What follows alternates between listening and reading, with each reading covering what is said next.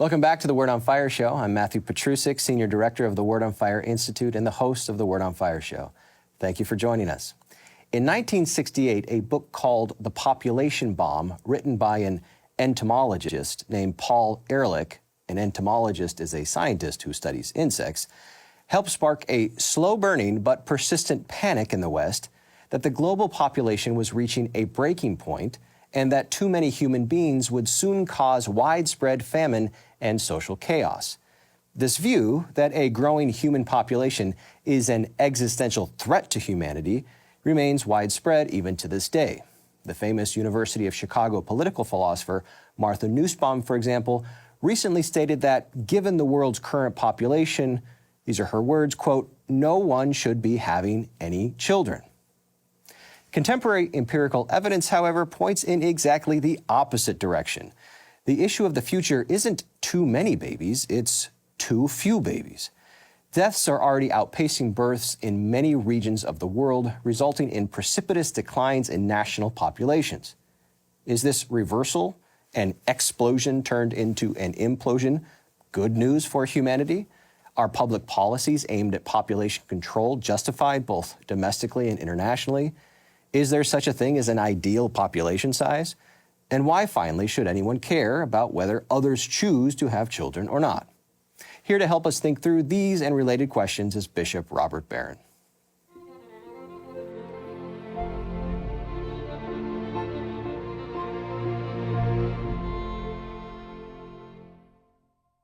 Bishop, welcome back to the studio. Always good to be with you, Matt. Thanks. So today we're talking about a pretty complex topic. It's the declining birth rates across the globe and the implications of that and how the church might be able to respond.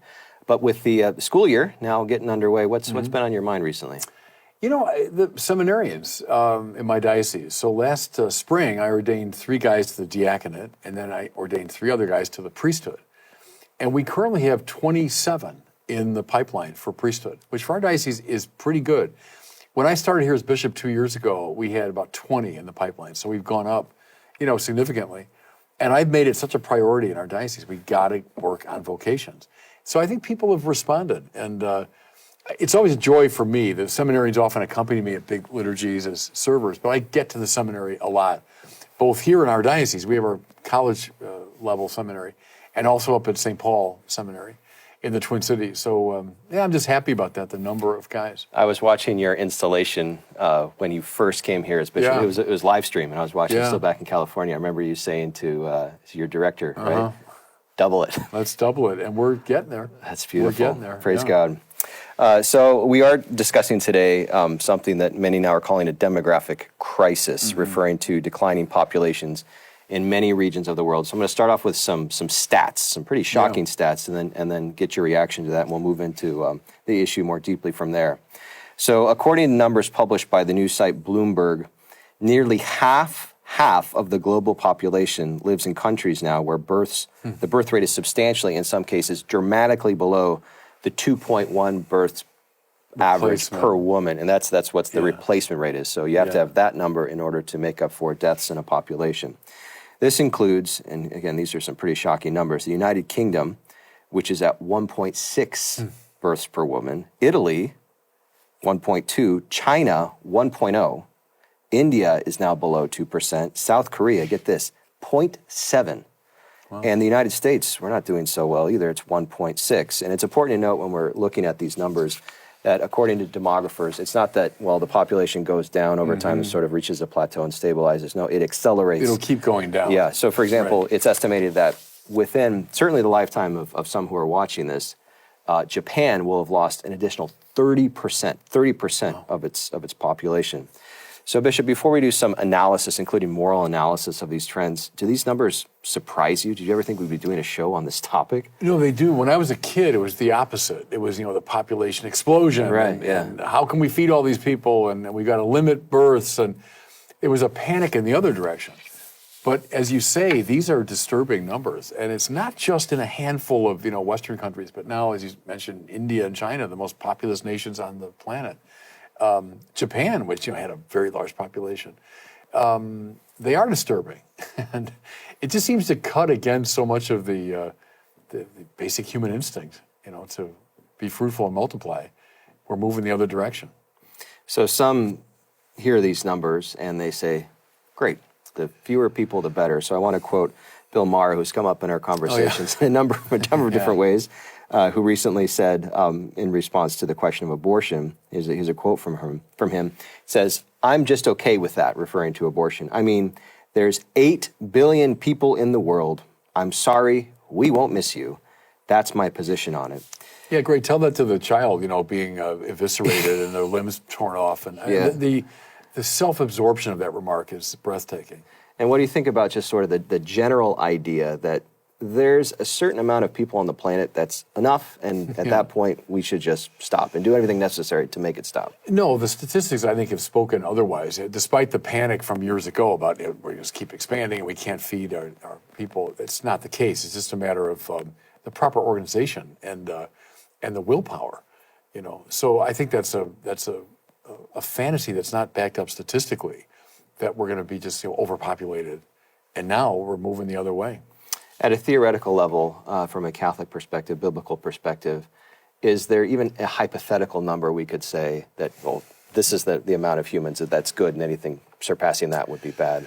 Yeah, I don't know. I'm not expert enough in that area. I'm trying to bring it down maybe from that level to the personal level. The church would never teach, for example, that every Catholic married couple should have as many children as they possibly can. The church has never taught that. That you can limit births, you can space the births. You have to do so in a legitimate way, a morally legitimate way. So we talk about natural family planning, et cetera. But I think that's important to note. The church doesn't simply say, carte blanche, have as many children as you possibly can. No, there's a legitimate limitation of birth. So I suppose if you extrapolate from that to the bigger picture, you could talk about it, as long as the means being used are legitimate ones. It's worth noting in this context, so we're still in the context of what Bill Maher said about abortion, that an estimated 73 million abortions per year across the globe. That's just in a year, 73 million abortions. So, Bishop, what connection do you see, if any, between societies that permit abortion and societies that just quit having children? Is there any kind of... How any morally alert person could find that number acceptable? Right. When you say 73 million abortions every year, right? And we're talking across the globe there, right? But still, every year, I don't know how any morally responsible person could be at home with that. And there is a coarsening, yes, indeed, of our attitude toward life.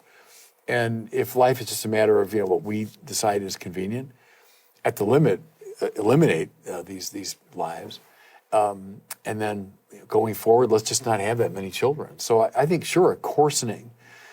If you really press it, I think it's a question of God, of ultimate value. Mm-hmm. When you lose that, as many people in the West have, then your sense of the future, your sense of the value of life is going to be attenuated, for sure. So I think it's ultimately a spiritual issue, an issue of belief in God. So as you know, St. John Paul II coined the term culture of life versus culture of death. And at the time, and for maybe perhaps within academic circles up until today, that was taken, the culture of death was taken to be, that's hyperbolic, it's sensationalistic. But do you think it's time to reappropriate, to reuse his language to describe what's going on sort of across the board? Yeah, no, he was right.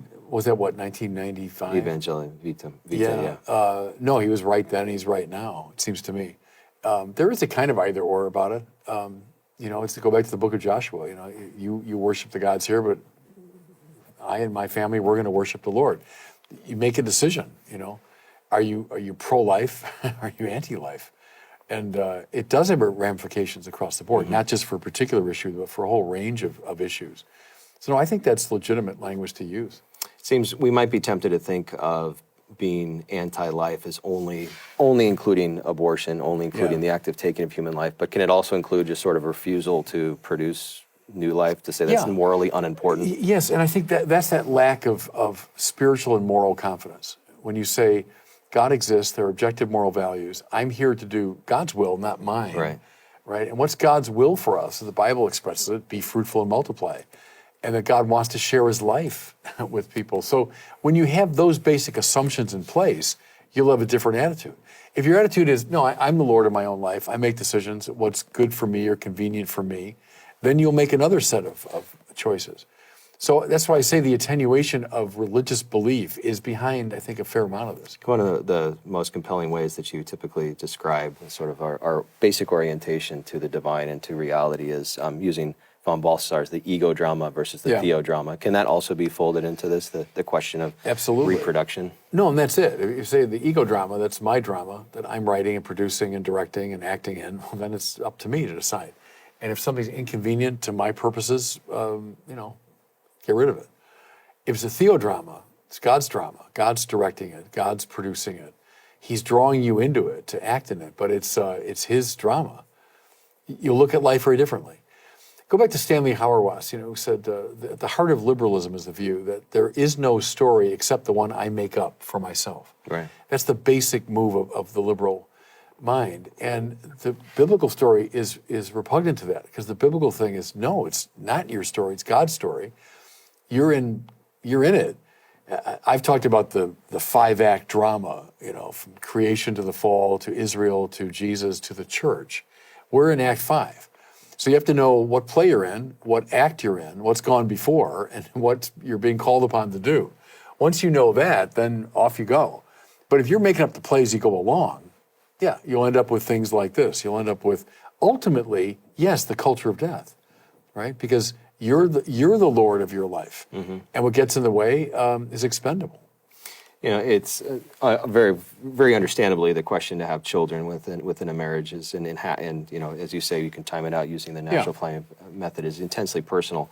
But is there a dimension of the common good to producing new children? Can we think of it as a societal good as well? Absolutely. No, absolutely. So there's the particular decision, let's say a couple makes about, how many children we're going to have using legitimate methods, all that. That's certainly true. But that the general attitude should be, a major part of our marriage, the reason we came together is to have children and to share life with them and to open them to the salvation God wants to give them. And that should be the default position of any Catholic who marries, seems to me. When I think too many Catholics have given into the sort of societal view of, let's just keep it very limited. And, granted, it is a personal decision and people make it for all kinds of reasons. Of course. But the default position, I think, should be one that's very much openness to life, let's say. We'll look at some reasons that come out in studies that young people especially are offering now for why they're not choosing to have children. But let's just start off at that sort of basic public policy level. Is there any kind of moral justification from the church's perspective for a society to implement measures that have the direct aim of limiting the human population? No, not if they're intrinsically evil. So the church can never get behind a societal policy that is fostering something intrinsically evil. And that's true at the personal level as well, but it's true at the public level. So no, the church can't do that. How about a kind of humanitarian or putative humanitarian aim that says, well, look, we're going to impose these policies in order to feed the children who are already here, and not worry about those who potentially could be here? Is there a justification along those lines? I don't think so. Again, I think statistically it runs in the other direction, and it's a false problem. Yeah. That there's not enough to go around, and that goes back to the 1970s and that kind of panic about overpopulation, when in fact the stats you're giving us are showing the opposite. Yeah, if anything, the numbers are going down, and we'll have surpluses and so on. So I think that's a specious argument. Yeah, just to pause on that for a moment, my background was in the study of ethics, and there'd always be these hypothetical problems that didn't actually exist in the real world. And I think that's the case here as well. I think so, yeah. It's the opposite. We have the opposite problem. What about, and this may be a little bit more complex, the environmental argument that's sometimes made for a justification for limiting the human population. Is there ever a justification to say the human population should be limited so that other species of animals and plants can continue to exist in their natural environment? No, and again, I think as you suggest correctly, we have to be careful about it, lest we give into a kind of, anthropocentric imperialism. As we said last time, yes, salvation has to do with the whole world and with the world of nature, and it's ingredient in Catholic social teaching to have a deep respect for nature and for animal species and all of that. So I don't want to leave that unsaid. Nevertheless, there's a primacy to the human. We don't think we're just one animal among many, And well, to allow one animal species to survive, let's punish the human species. No, that's not biblical. We have stewardship over creation. And it hits both the primacy of the human and the responsibility of human beings vis-a-vis the rest of the natural world. But it can't be the zero-sum game, of like, well, we better decrease so that other animal species can increase. I go back to, it's a song I like a lot, John Denver's Rocky Mountain High, but there's that line, I try to understand, more people, more scars upon the land. And I thought, no, man, that's good. You love the Rocky Mountains, I get it, I love them too. But you can't construe people as scars upon the land. People should be respectful of the land, I get that. But when you see people as like an intrusion upon the world of nature and they're just doing damage to nature, something's gone off in your priorities. This brings to mind, and you wrote an article about this a few months ago, that Apple commercial, you remember, where Mother Nature is personified as a woman who's, has her arms folded and is looking around to see how the Apple Corporation is going to appease her. And you said, that's not it. That's not the right understanding of nature. Can you actually go through that argument a little bit? Don't turn nature into God. Nature isn't God. I was going back to Chesterton, who said, it's his book on St. Francis, don't call nature our mother. Call nature our sister. That's right. That's much better. You say Mother Nature, it now turns God into nature into a God. No, nature is our sister because we come from the same father, right? And that's lovely because, of course, you love your sister and you want to protect your sister and you're very concerned about her. So there's Francis, brother, sun, sister, moon. Right. But he wouldn't say, the sun is my father, the moon is my mother. No, they're brother and sister. That's the right attitude. So it's the full respect that we owe to nature, but we don't turn nature into a god or a goddess. Whether it's the humanitarian cover or the environmentalism cover, it seems that in both those approaches, there's a kind of utilitarianism at play, the greatest good for the greatest number, based upon defining good as the limitation of suffering of sentient beings. What's the church's overall approach to the theory of utilitarianism as a moral theory to address these issues? Well, I mean, first of all, it goes back to John Stuart Mill, and then it comes up in forms of consequentialism in the 20th century. First of all, just from a pragmatic standpoint, it's really impossible ever to gauge that. It's one of those ideals that's impossible ever. It might sound attractive on the page, but it's impossible to work out, in fact. How would you ever determine the greatest good for the greatest number? The other problem is that it overlooks the category of the intrinsically evil. Are there some things that are simply wrong in themselves, no matter what might come of them as a consequence? Even if you say, hey, I do this heinous thing, it'll result in great good for lots of sentient beings. The Catholic doctrine is, well, I don't care. That's not the relevant point. If the act is intrinsically evil, nothing justifies it. So it's a consequentialist form, and it has a finally unusable principle in fact. So that's my hesitation with all forms of that Millian approach. And sometimes it's been explicitly used in population reduction arguments, of course, for example, mass sterilizations and some very dark spots in human history. Absolutely right. And as you say, in recent years, that's not some ancient history we're talking about. That's true. But that's been in recent years, attempts by the government, to control. And we saw it in China and India. I suppose it's the same thing, huh?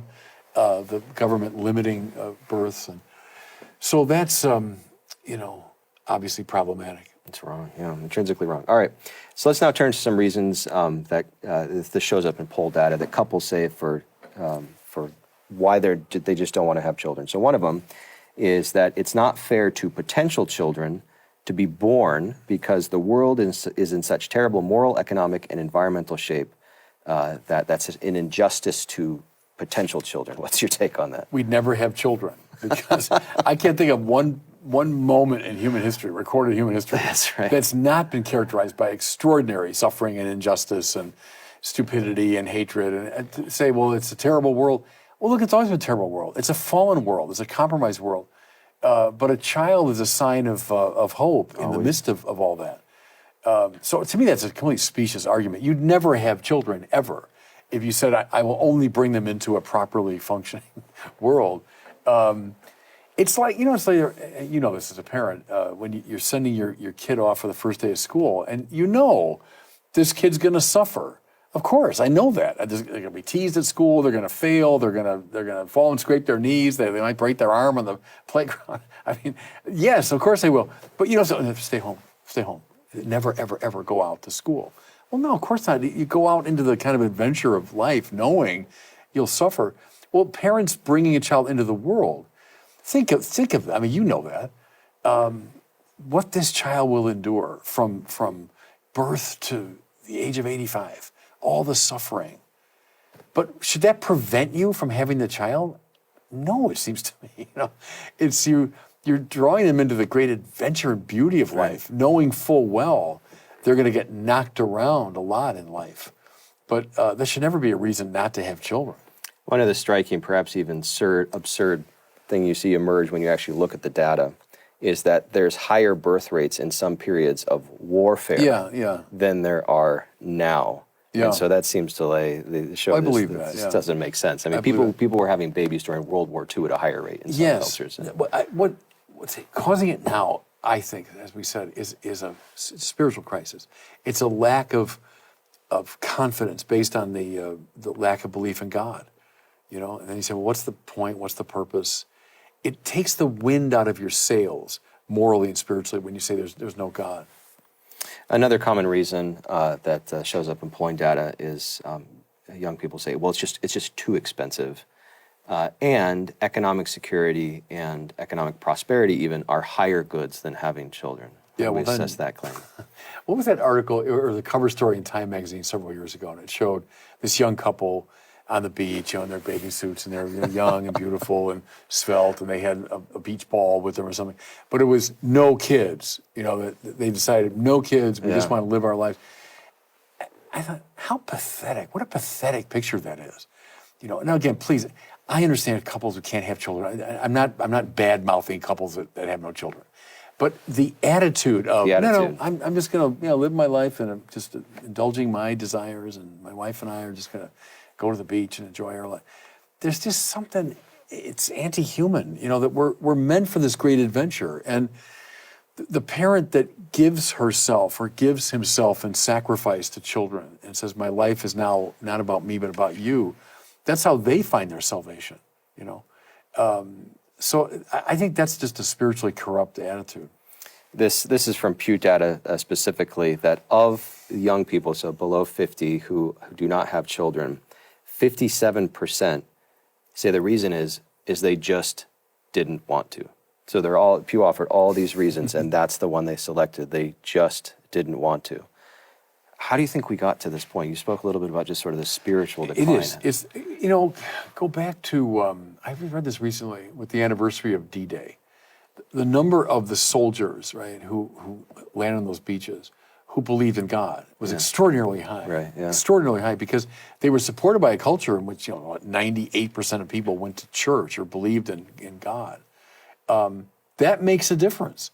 If you believe in God, then you'll make sacrifices like that. Your default position will be one of generosity, because you've been attuned to God, whose very nature is love. That's not trivial. So now you stop believing in God. You stop going to church. You don't hear that language anymore. I just don't want kids. I don't want to hit the Normandy beaches. I don't want to defend my country. What's the point? It seems it's a united kind of disposition across I think the board, so. yeah. It's a kind of a boredom at the level of the heart. And it's belief in God that awakens you to purpose and meaning and self-sacrifice. And that's why, I don't want to sound like it's a little fuddy-duddy, but my parents' generation had something that is tragically lost on many today. They had that sense of purpose and a simple set of values that ordered their lives. And we've lost that to our great detriment. Do you see any sense of duty also enfolded in that, in the purpose and meaning? Yeah, of course. That's it. It's not just, we're all big on the rights languages and privileges languages. What are my rights? What are my prerogatives? And fine, we do have them given our human dignity. But then balancing rights is always duties. Well, now, what are your obligations? I said that at the Eucharistic Congress last summer, right, where I said, there's been a lot of talk about the rights of the laity. Great. They do. Laity have rights, and they were overlooked and all that. But I said, now What about the obligations of the laity? We'll move to looking at the church's sort of constructive position in response to the goodness of having children in just a moment. But another data point to highlight here is that whether it was over 50 who were the reasons they hadn't had children, under 50, no matter what reason they gave, all of them recognized that their old age would be difficult because they've chosen not to have children. Yeah. So there's still this sense in that there's a continuity of life that they're breaking. Yeah, I think that's true. And how could you miss that? You know, Yeah. I'm going to die kind of alone. And you know, I think of my dear mother died last summer at the age of 101. And the way, especially my sister and brother, because I was in California and then I was in Minnesota in her like last years, how they were so attentive to her. And it was lovely to see, you know, because I vividly remember when my mother was sacrificing her life for them and made their lives possible. And then at the end, you know, when my mother was very old and very infirm, it was her children that sacrificed themselves for her. And that's the beauty of it, in a way. In the economy of grace, you know, what role did my mother's long decline play? You know, and was it partially it drew forth from my brother and sister great generosity. Right. And so when you read it from a sacred standpoint and not just a psychological standpoint, new vistas open up, don't they, of meaning. That's right. That's right. And that's cross-culturally Yeah. for all of history. That's been the cycle of life. What is And the yet- thing, you would probably know better, I think it's in Japan where, I shouldn't laugh, but poor people have these like robots or something that are now taking care of them as they get older. And they give like emotional responses as well. And you know, God bless them, but it's so pathetic. It's terrifying. But if our stats, you know, you're saying in Japan, they're going to lose 30% of the population. And the population will age and age and age, and there aren't young people coming along. And then robots are feeding you when you're an old person? Well, we can see this. I've done some ministry in the past in some nursing homes, and you can see of those who have children, oftentimes the children almost never visit, but there's now some who are there who have no children, and they're just alone in these places. I know, and it's dreadfully sad. It is sad. But there's that thing, again, about from the divine perspective. It's not, my life was a great success because I did X, Y, and Z. And that's great. You know, I'm in favor of achieving great goals. But what makes your life successful? We would say, you know, in the evening of life, you're judged by love, as John of the Cross put it. You know, what finally matters is the quality of your love. So as you've been achieving all these great things, if you've been missing the opportunities for love, you're missing out on the one thing that matters. And so, you know, it was my mother's old age and her infirmity. It's an occasion, especially I'll give my brother and sister the great credit. I mean, to call forth from them great acts of generosity. That's what makes life meaningful. Well, let's end by turning to the church's constructive, beautiful vision for the goodness of, Yeah. Of life. How would you, in its pithiest sense, explain why the church thinks that forming families and having children is so central to the human adventure, as you put it? Well, go back to the biblical injunction. It runs right through the Old Testament, you know, be fruitful and multiply. It's always a sign of God's closeness, is that his human followers become superabundant in their life. The glory of God is a human being fully alive. Well, that applies to me as an individual, but also to the human family. As the human family increases, that gives glory to God because God wants to share his life. Now, we participate in that creativity, parents do, when they share life. Spiritual fathers, I speak now as a priest and a bishop, that's what spiritual fathers are supposed to do, is share life at the spiritual level. So we're all in that same game. And if you start turning inward, right, curvato in se, you turn inward, I'm worried about my life and my comfort and well, then you're defeating the divine purpose, which is to be generous and self-giving. So I think that's the basic biblical justification. As you know, Bishop, the church has held fast to the view that it's immoral for couples to use artificial birth control, and it's a position that Pope Paul VI reaffirmed in his 1968 encyclical Humanae Vitae. This doctrine has always had a hard time especially in the wider culture, including outside of the church, even within Christian circles. However, do you think that the demographic crisis is an opportunity for us to reassess really maybe even the prophetic nature of what the Pope was arguing? Yeah, I do. And that document was remarkably prophetic. It was massively criticized when it came out. Paul VI most of his biographers say never quite recovered from the critique he got over Humanae Vitae. But I think he proved to be a prophetic figure. And I thought of it a lot. I was in Rome, actually, for the Youth Synod when he was canonized. And to be there in St. Peter's for his canonization was very moving. And I think that's maybe his real holiness came from that moment. Right. You know?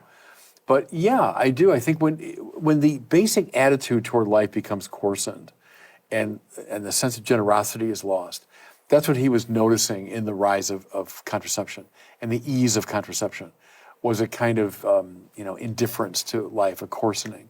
Does that have ramifications beyond that particular issue? Yes, I would say. And he did see that. I mean, read those. I forget the paragraph numbers. I think it's 19, stays in my mind. But read those paragraphs where he acts as a prophet and says, here's, from this particular issue of artificial contraception, what might follow. And it's like right out of the headlines today. So he was prophetic in that text. So let's look forward now. We'll sort of look at a negative but realistic note and then a positive note to end with. But sort of being realistic about the future, we have crossed, what's clear from the data is we've crossed a demographic Rubicon. I mean, the decline can't be fixed at this point because it's so precipitous. So how do we as a church respond not just to a region, but to a world that's going to be, one, smaller, but also have a higher rate of older people in it? How do we look? Yeah. How do we deal with that looking forward? Right. The practicalities of that, we'd have to leave to the more politically minded people. But, the church does what it always does. That image that my colleague Emery DeGaulle used to use at Mundelein, that the church is this great fortress, this great rock, and the culture breaks, the waves break against it. Yeah. Oh, boom, boom. But the church kind of maintains its teaching. And I think in this way, we keep announcing life, the God of life, the openness to life program, and the culture is going to break against that. It'll approve it, it'll disapprove it, it'll be in favor of it, it'll be who cares? The church does what it's supposed to do in season and out. We've been through worse times. Is there a kind of hunkering down? Is there something about the church that we gather ourselves, and we live our life with integrity, we announce it to the world, but we have been through worse crises, but it's a serious one. But we keep announcing the gospel in season and out. On a positive note, and practically speaking, what's your advice for evangelists to use the gospel of life and its beautiful message to evangelize? How can we use that to evangelize the culture? Yeah, no, I think it happens. Just as John Paul said, the church's social teaching is a great means of evangelization. Right, yeah. So this teaching, which is part of the social teaching, but it's a counter witness. And people find that witness compelling. And they hear and they sense in the wider culture, the culture of death in all its ramifications. And when the church keeps saying no, I've used that image before too of whenever the church says no, it's saying no to a no. Hence it's a yes. The church is always yes. That's right. It's always yes for life. So when it says no to various things, abortion, euthanasia, transgenderism, and all these various things, it's because it's saying yes. It's saying yes to life. And that witness will have evangelical value. I see that all the time. People will not admit it in comm boxes online. Trust me, they won't. No one ever wants to say, you're right. I hereby surrender. You win the argument. But when you keep witnessing, it does have impact. I hear it all the time. People say, something you said, it finally got through to me. Or something that I saw, the way that person was living, it over many years, it finally changed my heart. So that's the evangelical value of it. It's now time for our listener question. Okay. So today we have Erwin from New York City asking about whether we should continue going to confession even if we commit the same sin over and over again. Hi, Bishop Barron. My name is Erwin Bruni. I'm from New York, the Upper West Side. I have a question about confession. I finally went back after many years, and I feel as if we go to confession and we leave and we end up doing the same things over and over again. Does that bother the Lord? It bothers me, and I find myself not going back to confession because I think it's disingenuous. I'd like to know what you think. Thank you. God bless you.